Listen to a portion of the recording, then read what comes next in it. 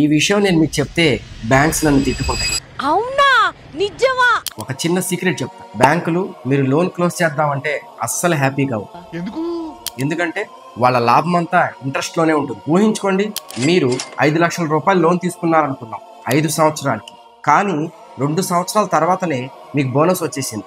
మీరు loan close చేద్దాం అనుకుంటున్నాం. బ్యాంక్ చెబుతుంది ప్రీపేమెంట్ చేస్తావా, అయితే 5% పెనాల్టీ కట్టాలి. అంటే అవుట్ స్టాండింగ్ లోన్ మీద 5% ఫైన్. ఇప్పుడు డౌట్ వస్తుంది, పెనాల్టీ ఉన్న లోన్ ముందే క్లోజ్ చేయాలా? Answer yes.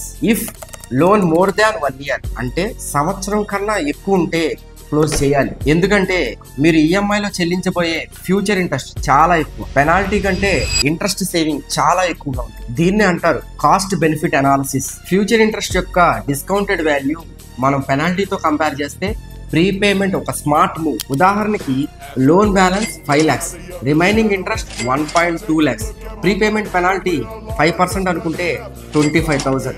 మీరు పెనాల్టీ పే చేసిన 95,000 రూపాయలు సేవ్ చేస్తారు. బ్యాంకుల లాభం కోసం మిమ్మల్ని డిస్కరేజ్ చేస్తారు, కానీ మీరు స్మార్ట్ గా అనాలిసిస్ చేస్తే లోన్ క్లోజ్ చేయడం మీకే లాభం. ఆల్రెడీ లోన్ తీసుకున్న మీ ఫ్రెండ్స్ అండ్ ఫ్యామిలీ మెంబర్స్ కి దీన్ని షేర్ చేయండి. For more such finance content follow our page.